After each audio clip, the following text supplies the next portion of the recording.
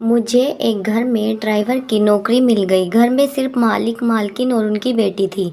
मैं मालिक की बेटी का ड्राइवर था। मालिक की बेटी एक बड़े कॉलेज में पढ़ती थी और मैं उसकी गाड़ी चलाया करता था। एक दिन अचानक मालिक और मालकिन एक महीने के लिए दुबई चले गए। अब बस उनकी बेटी और मैं घर में अकेले थे। लेकिन उस समय मेरा सर चकरा गया जब आधी रात को मालिक की बेटी ने अपने कमरे में बुलाकर मेरे साथ, मेरा नाम सुमित है और मैं पंजाब के एक गांव का रहने वाला हूँ। नौकरी की वजह से मैं दिल्ली आ गया और कोई हुनर ना होने की वजह से सड़कों पर मारा मारा फिरने लगा था। तभी मेरे एक दोस्त ने मुझ पर रहम खाया और मुझे गाड़ी चलाना सिखा दिया। उसी दोस्त की वजह से मुझे एक घर में ड्राइवर की नौकरी मिल गई। घर में सिर्फ मालिक, मालकिन और उनकी बेटी थी। जब मेरे दोस्त ने मेरी जिम्मेदारी ली तो मालिक ने मुझे अपनी बेटी का ड्राइवर रख दिया। मालिक की बेटी एक बड़े कॉलेज में पढ़ती थी और मैं उसकी गाड़ी चलाया करता था। रोज सुबह उसे कॉलेज छोड़ता, वापस घर लाता था। अक्सर वो शाम को अपने दोस्तों के वहाँ चली जाती तो उसे ले जाने और लाने का काम मेरा ही रहता था। एक गांव वाला होने की वजह से मैं सबकी बहुत इज्जत करता था। मैंने कभी मालिक की बेटी की तरफ नज़र उठाकर भी नहीं देखा था।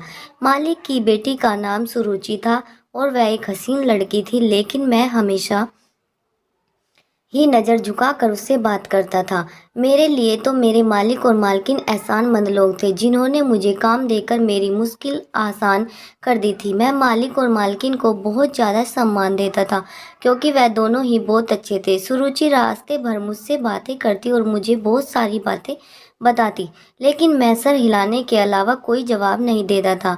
वो बहुत तेज थी और हर क्लास में फर्स्ट आती थी। सुरुचि मुंह में सोने का चम्मच लेकर पैदा हुई थी। मालिक फौरन ही उसकी हर बात मान लेता था। सुरुचि ने नई गाड़ी की फरमाइश की तो मालिक ने तुरंत उसे नई गाड़ी खरीद कर दे दी। सुरुचि मुझसे कहने लगी कि देखो, मैंने तुम्हारे लिए नई गाड़ी ली है। उनकी बात सुनकर मैं मुस्कुरा दिया। तो बातों बातों में मुझसे हमेशा छेड़ती रहती और हमेशा मेरे साथ बात करने की सोचती, लेकिन मैं हमेशा अपनी हद में ही रहता। सुरुचि जब भी मार्केट जाती तो मेरे लिए कुछ न कुछ जरूर लेकर आती थी।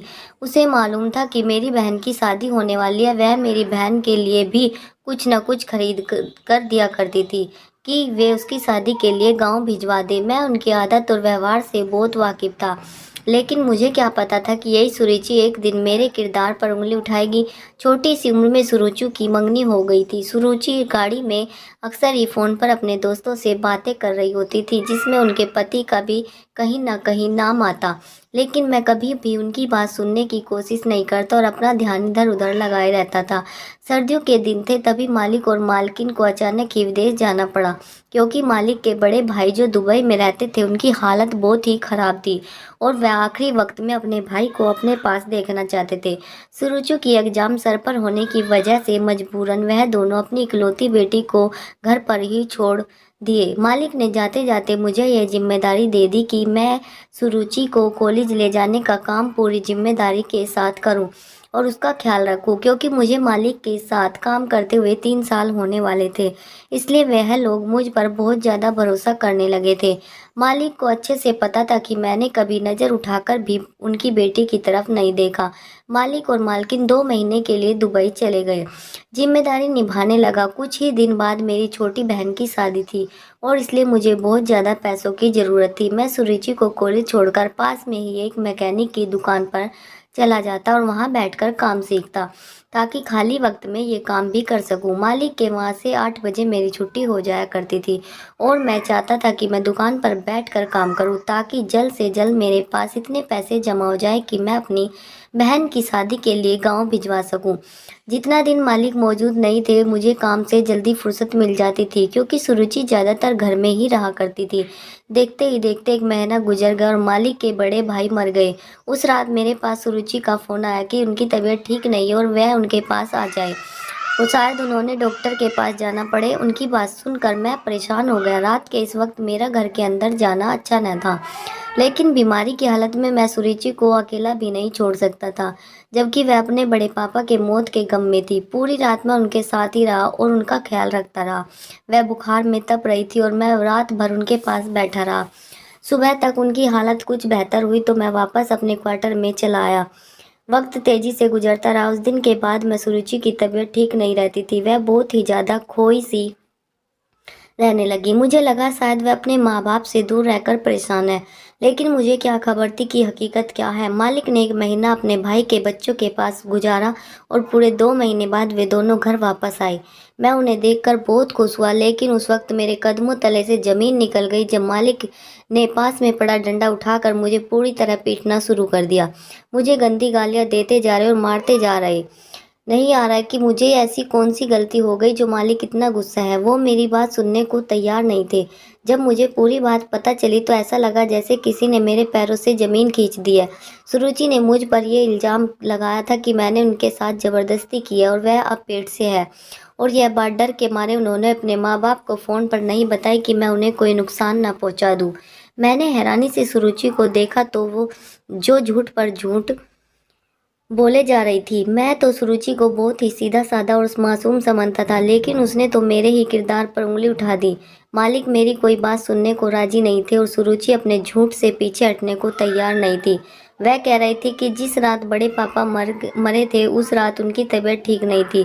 उन्होंने मुझे कमरे में बुलाया था। उन्हें लगा कि शायद उन्हें डॉक्टर की ज़रूरत है, लेकिन मैं अस्पताल ले जाने की बजाय उनके साथ गलत काम कर बैठा। मालिक ने पुलिस को बुलाकर मुझे जेल में डालने का फैसला किया था, लेकिन सुरुचि ने उन्हें रोक दिया। सुरुचि ने अपने पिता से कहा कि ऐसा करने से उनकी इज्जत पर आ जाएगी। सुरुचि के पिता मुझे नौकरी से निकाल चुके थे और मैं बहुत ही ज़्यादा परेशान था। मेरे पास करने के लिए कोई काम ना था और इतनी जल्दी मुझे दूसरी नौकरी भी नहीं मिल रही थी, जबकि मेरी बहन की शादी सर पर आ गई थी। मैं मालिक के दिए हुए क्वार्टर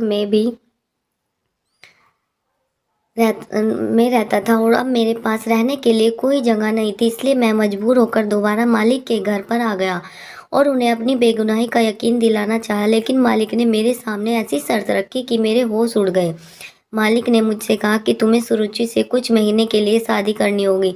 जब बच्चा पैदा हो जाएगा तो फिर उसे घर छोड़कर चले जाना। हमने बच्चा गिरवाने की बहुत कोशिश की, लेकिन सब डॉक्टरों ने यही कहा कि ऐसा करने से सुरुचि की मौत हो सकती है और मैं अपनी इकलौती बेटी को खोना नहीं चाहता। सुरुचि का मंगेतर भी उसे छोड़कर चला गया और इससे पहले कि ये दुनिया हमारी बदनामी हो, हम सुरुचि को तुम्हारे साथ विदा कर देंगे और तुम इसे अपने साथ अपने गांव ले जाना। जब बच्चा हो जाएगा तो हम सुरुचि को वापस ले लेंगे।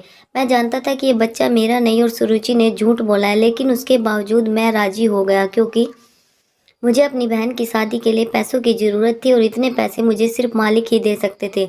इसलिए मैंने सुरुचि से शादी करने के लिए हामी भर ली और उसे विदा करवा के अपने गांव ले आया। सुरुचि बहुत खामोश थी। मैंने भी रास्ते भर उससे कोई बात न की। गांव में मेरी माँ और घरवाले सुरुचि को देखकर हैरान रह गए और जब मैंने अपनी माँ को बताया कि मैंने शादी कर ली तो मेरी माँ हैरान रह गई और कहने लगी कि इतनी बड़ी बात तूने मुझे नहीं बताई। तेरी शादी को लेकर मेरे कितने सपने थे, लेकिन फिर सुरुचि को देखकर मेरी माँ खुश हो गई। सुरुचि खूबसूरत थी, इतनी प्यारी और कम उम्र बहू देखकर मेरी माँ की सारी शिकायतें दूर हो गई और वह सुरुचि को मेरे कमरे में ले गई और गांव की औरतों की तरह जैसे उसे सजाने लगी। मैं बहन की शादी के इंतजाम करने लगा और रात को जब कमरे में आया तो सुरुचि दुल्हन के रूम में मेरे बिस्तर पर बैठी हुई थी। मैं उसे देखते ही रह गया। परी की तरह लग रही थी। पहली नज़र में ही अपनी बीवी पर दिल हार बैठा था, लेकिन मैं कैसे भूल सकता था कि मेरी सी बीवी ने मुझे किस तरह बद किरदार ठहराया। मैं उसके पास बिस्तर पर आकर बैठा तो वो डर की वजह से कांपने लगी। वह अच्छे से जानती थी कि उसने मुझसे किस तरह शादी की। मैं उसे कुछ कहता उससे पहले वह खुद ही रोने लगी और मेरे कदमों में बैठ गई। उसके आंसू मेरे दिल पर गिर रहे थे क्योंकि मैंने उसे हमेशा ही बहुत खुश और अच्छा पाया था। सुरुचि रोते हुए मुझसे कहने लगी कि उसने जो इल्ज़ाम मुझ पर लगाया उसके लिए शर्मिंदा है और उसे अपनी गलती का पूरी तरह एहसास है। लेकिन यह सब कुछ उसने मुझे बदनाम करने के लिए नहीं बल्कि बहुत ही मजबूरी में किया। मैंने गुस्से वाली निगाहों से सुरुचि को देखा और उसे साफ साफ कह दिया कि तुमने कितनी भी मजबूरी में यह सब क्यों न किया हो, लेकिन तुम्हारे इस हरकत से मेरी इज्जत 2 कौड़ी की भी नहीं रही। तुम अपने गुनाह को मेरे सर थोप कर आज़ाद हो गई हो और मैं बेगुनाह होते हुए भी अपने मालिक की नज़रों में गिर गया। मैं चाहकर भी तुम्हें कभी माफ़ नहीं कर पाऊंगा, लेकिन मैं इतना कमज़ोर नहीं कि अपनी शादी में आई औरत के साथ कोई जाति करूं। इसलिए तुम इस कमरे में आसानी से रह सकती हो। तुम्हें किसी भी चीज़ की कोई तकलीफ नहीं होगी और जब तुम अपने पाप को इस दुनिया में ले आओ तो यह यहाँ से जाने पर भी तुम बिल्कुल आज़ाद हो। मैं खुद तुम्हें तुम्हारी औलाद के साथ तुम्हारे घर छोड़ आऊँगा। मैं सुरुचि को अपने कदमों से उठाकर बेड पर बिठाते हुए कमरे से बाहर निकलने लगा, लेकिन तभी सुरुचि के लफ्ज़ों ने मेरे कदमों को रोक दिया। वो कहने लगी, मैंने कोई गुनाह नहीं किया जिसकी वजह से मुझे यहाँ इंतज़ार करना पड़े। ना ही मैंने आपको आपके मालिक की नज़रों में गिराया, बल्कि आपके मालिक तो आपसे बहुत मोहब्बत करते और वो आप पर सबसे ज़्यादा विश्वास भरोसा करते हैं, इसलिए आपके मालिक ने अपनी ज़िंदगी की सबसे कीमती चीज़ आपको दी है। और इन्होंने मुझसे कहा कि मैं शादी के बाद आपको सारी सच्चाई बता दूँ। सुरुचि की बातों ने मुझे हैरान कर दिया। मैं पलटकर सुरुचि का चेहरा देखने लगा, जहाँ मासूमियत छाई हुई थी। वो उस वक्त एक 18 साल की मासूम सी लड़की थी, जो ना जाने किस हालात में थी।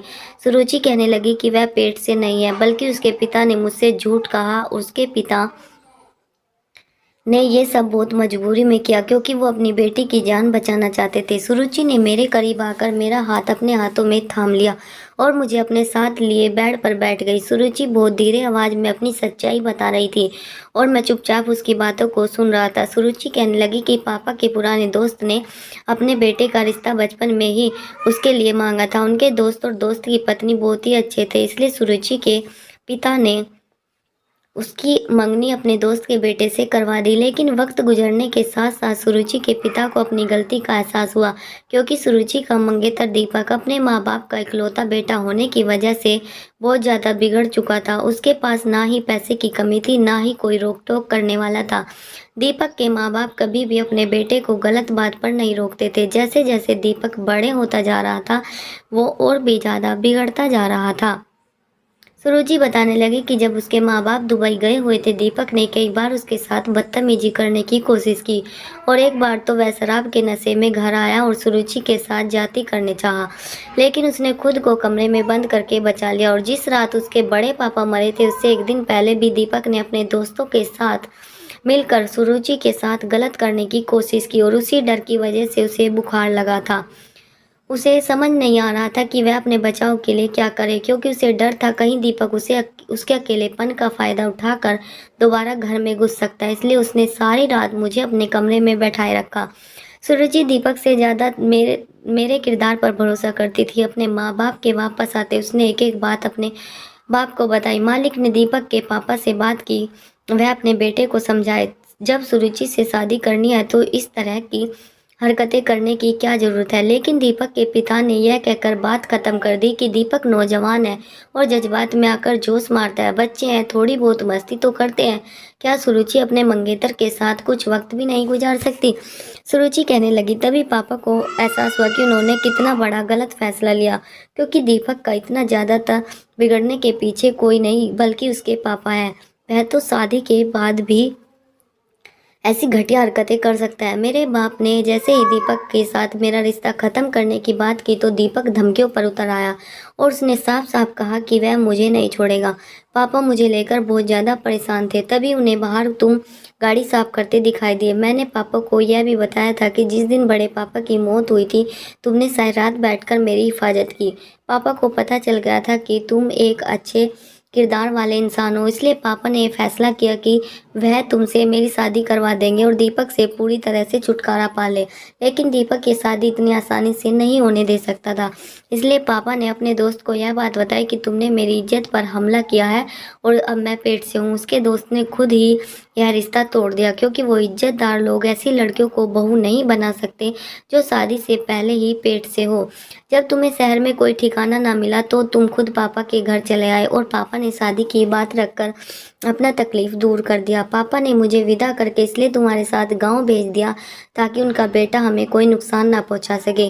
पापा जानते थे कि तुम बहुत अच्छे इंसान हो और सारी सच्चाई जानने के बाद तो मुझे ज़रूर अपनाओगे। पापा पहले ही दिन से कहते कि तुम बिल्कुल भी लालची आदमी नहीं हो, एक अच्छे किरदार के नेक इंसान हो। तुम चाहो तो यह बात साबित कर सकती हूँ कि मैं पेट से नहीं हूँ और ना ही किसी मर्द ने मुझे आज तक हाथ लगाया। बहुत मजबूरी है में मेरे पापा ने तुम्हारे हवाले किया और मैंने अपने पूरे दिल से तुमसे शादी की है, क्योंकि मैं खुद भी तुम्हारी अच्छाई की गवाह हूँ। हो सके तो मुझे और मेरे पापा को बस एक झूठ के लिए माफ़ कर दो। सुरुचि की आंखों में आंसू टपक रहे थे और मुझे उन आंखों में एक बाप की बेटी की बेबसी दिखाई दे रही थी।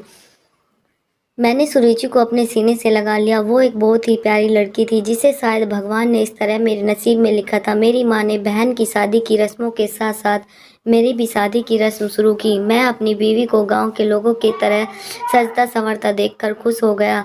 सुरुचि ने अपने बाप को फ़ोन करके बता दिया कि यहाँ हमारी शादी की रस्में हो रही है, तो सुरुचि के माँ बाप भी खामोशी से मेरे घर चले आए और वह भी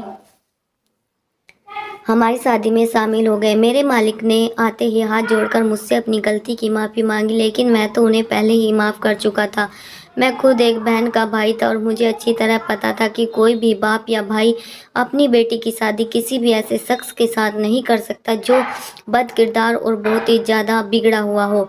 ये बात जो मुझे अच्छी तरह समझ आ गई थी। मैंने अपने बच्चों की किस्मत के फैसले उनके बचपन में नहीं करने चाहिए, क्योंकि बड़े होकर वो ना जाने कौन सा रास्ता चुने या फिर उनके दिल में किसी की लिए मोहब्बत हो जाए। आप इस बात का पता नहीं लगा सकते और आपकी बहन या बेटी इतनी सस्ती नहीं होती कि आप किसी बद किरदार शख्स के साथ उनकी शादी कर दे, या फिर क्या पता उसके दिल में किसी और की तस्वीर हो। आपको हमारी कहानी कैसी लगी हमें कमेंट में बताएं। हमारे चैनल को सब्सक्राइब करें और ज़्यादा से ज़्यादा लाइक शेयर करें। धन्यवाद दोस्तों। नमस्ते, टाटा, बाय बाय।